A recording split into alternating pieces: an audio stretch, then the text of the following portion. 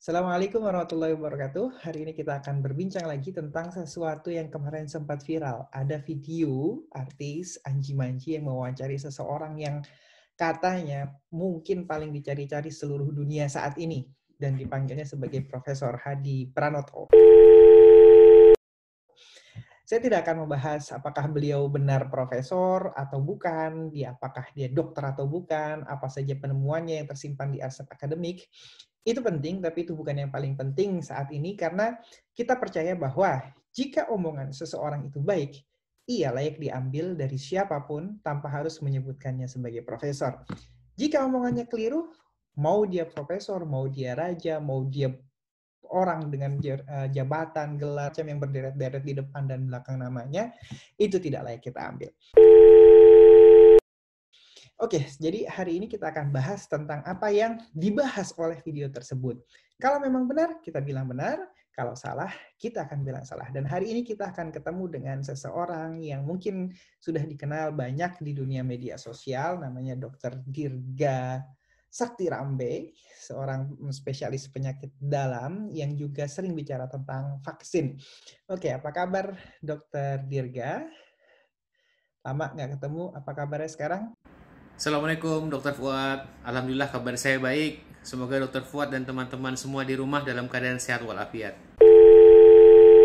Ya, obat untuk COVID-19. Bisa menyembuhkan?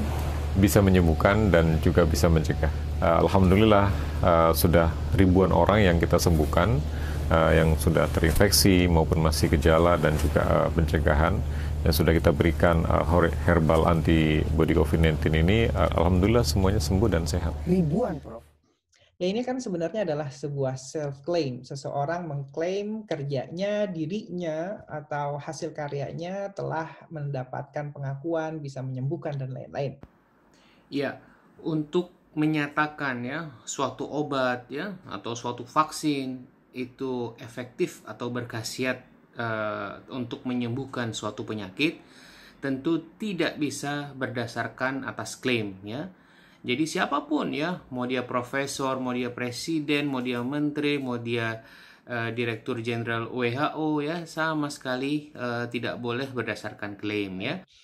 Oke, jadi sebenarnya bagaimana sih kita bisa mengatakan bahwa sesuatu itu sudah terbukti menyembuhkan?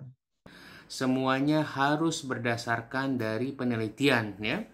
Dan penelitiannya ini tentu sudah ada standarnya yang kita sebut sebagai uji klinis. Ada fase 1, fase 2, fase 3 ya, yang harus diuji sampai pada ribuan orang. Dan juga desainnya juga khusus ya, dimana kalau obat-obatan desain penelitiannya, desain uji klinisnya disebut sebagai randomized placebo control trial ya, atau RCT ya. Jadi nggak bisa ya menyatakan obat tidak bisa berdasarkan klaim ya. Jadi kita tidak ingin mengecilkan upaya setiap orang yang pada saat pandemi ini berusaha untuk sekuat tenaga mereka menemukan hal-hal baru yang bisa bermanfaat buat masyarakat. Tapi tetap ada koridornya jika seseorang itu mengklaim bahwa dia menemukan sesuatu apalagi bisa menyembuhkan. Dengan antibody COVID-19 yang kita punya, kita hanya memerlukan waktu 2-3 hari. Setelah itu antibody kita sudah kuat, kemudian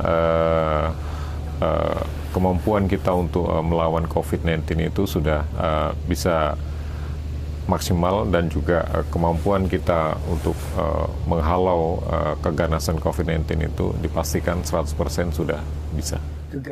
Nah, ini kan disebut sebagai herbal antibody. Jadi sebenarnya apa sih maksudnya antibody itu?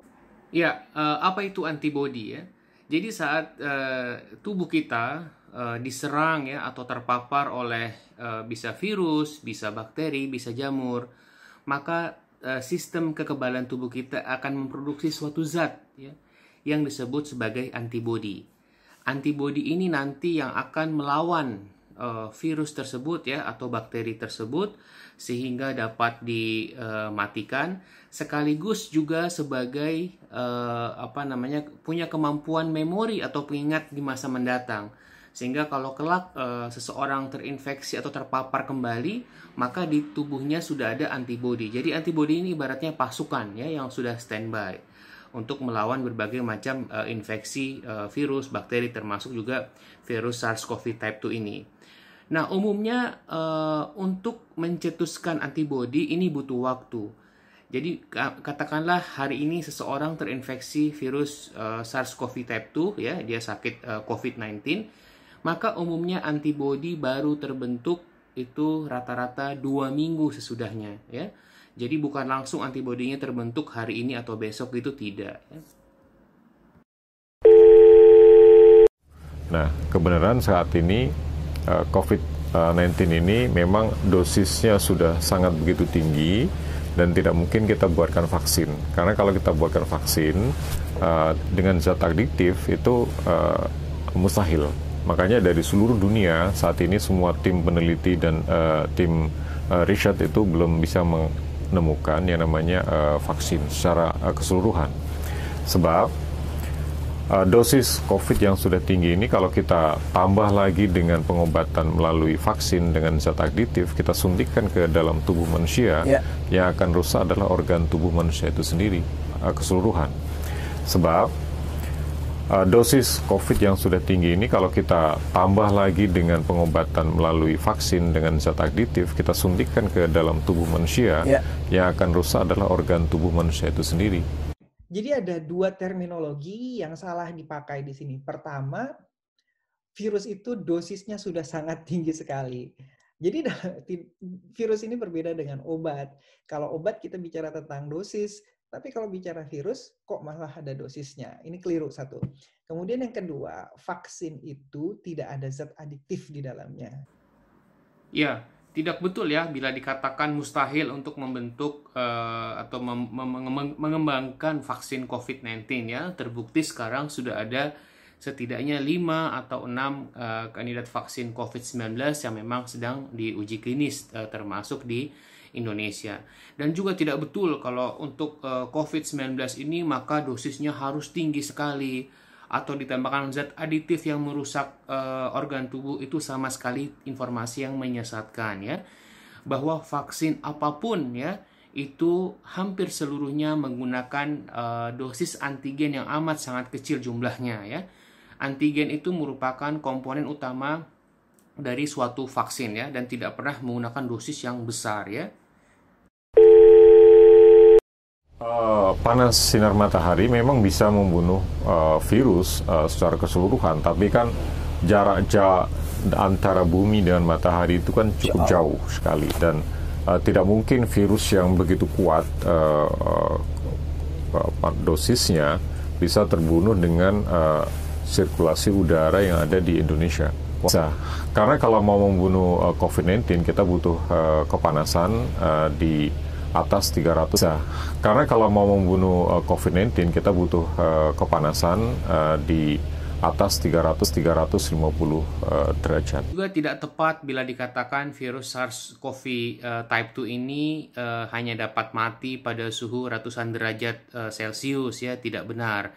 Dari penelitian diketahui bahwa virus ini dapat mati pada suhu di atas 56 derajat selama minimal 30 menit. Makanya dia gampang sekali menular melalui keringat, kemudian melalui sentuhan badan, mulut, ataupun yang lainnya. Salah ya, COVID-19 tidak menular melalui keringat. Ini informasi yang menyesatkan ya. Kalau ada yang mengatakan demikian, tunjukkan mana buktinya, mana publikasi ilmiahnya. Ya. Setelah perkembangan COVID dari satu jenis kemudian mutan jadi beberapa jenis menjadi sampai 153 jenis itu dibagi beberapa golongan. Oke. Jadi ada golongan A, golongan B, dan C dan D. Golongan A itu orang yang terinfeksi yang bisa didetek dengan rapid test. Oke. Nah, itu yang masuk dalam golongan A. Ada yang golongan B dan C itu tidak bisa dideteksi oleh alat rapid test. Okay. Itu bisa diketahui dengan swab. Nah, sedangkan untuk yang golongan D itu tidak bisa didetek melalui swab secara ini, dia harus menggunakan DNA. Dia harus dilihat ini COVID sudah masuk dalam jaringan pembuluh darah atau masih proses asimilasi untuk masuk ke dalam tubuh. Sebetulnya semua virus pasti bermutasi ya, apalagi virus RNA ya pasti akan bermutasi. Mutasi itu merupakan suatu sunatullah ya, jadi memang secara alamiah memang seperti itu gitu. Dan sebetulnya juga untuk SARS-CoV type 2 tingkat mutasi atau mutation rate-nya sebetulnya juga tidak tinggi-tinggi banget ya.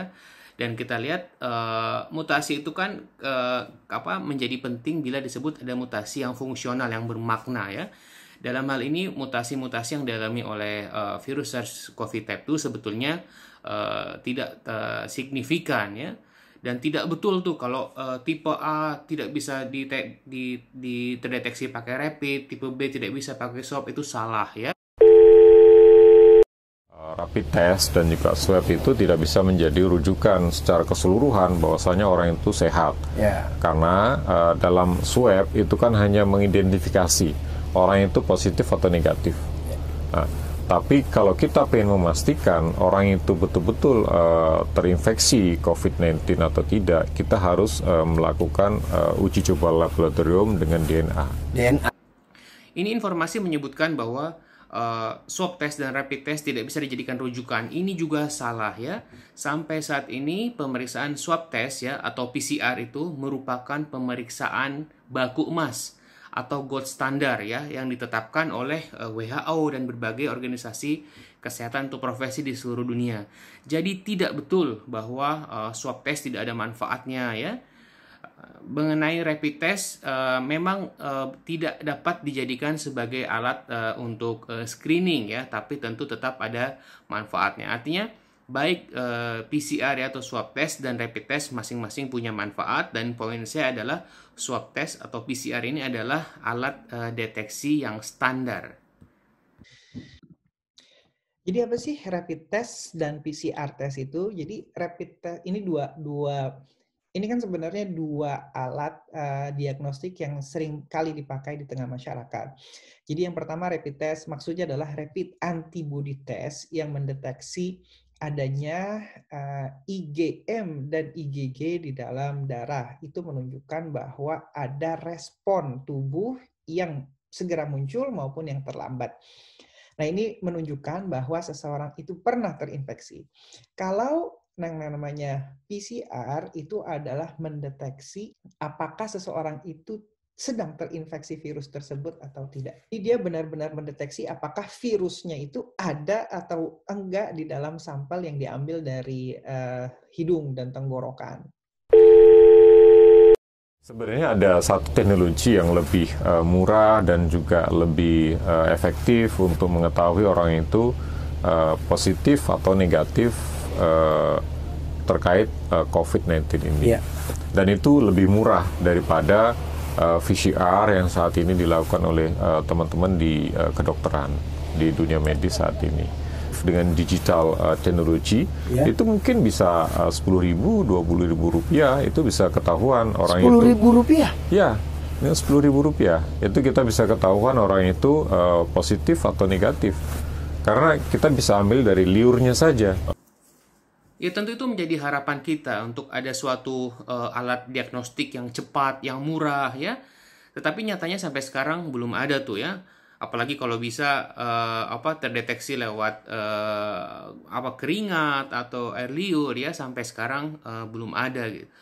Jadi sampai sekarang yang kita gunakan tetap adalah swab atau PCR test tadi ya sebagai yang standar. Ya, memang ada upaya untuk mencoba menyederhanakan tes ini, termasuk juga dengan menggunakan air liur. Tapi sampai saat ini belum menjadi tes utama. Dan kalau memang benar bahwa itu bisa dilakukan, akurasinya bagus, kemudian harganya cuma 10.000 dan 20.000, kita lebih baik tunggu beliau untuk memaparkan faktanya. Yang ada saat ini mungkin kita bisa hitung hanya mungkin 5 atau 4 tim aja yang punya kualitas menemukan antibodinya. Seluruh dunia? Seluruh dunia. hanya ada 4-5 tim peneliti di seluruh dunia yang bisa meneliti atau memproduksi, mengembangkan antibodi ini. Ini klaim yang berlebihan, menyesatkan ya. Menurut saya, dan kita juga bisa cari informasinya, ada ratusan ya, bahkan mungkin ribuan grup peneliti di seluruh dunia yang memang berkutat dalam hal pengembangan baik itu obat-obatan, vaksin ya, atau profil atau kinetika antibodi dari virus SARS-CoV type 2 penyebab COVID-19 ini. Jadi nggak betul. Kita lihat aja kandidat vaksin itu ada 150 ya. Tentu ini paling tidak udah ada 150 tim di situ. Jadi nggak betul kalau hanya ada 4-5 tim termasuk timnya Pak Hadi ini informasi yang menyesatkan. Mungkin saya yang mainnya kurang jauh. Kurang jauh.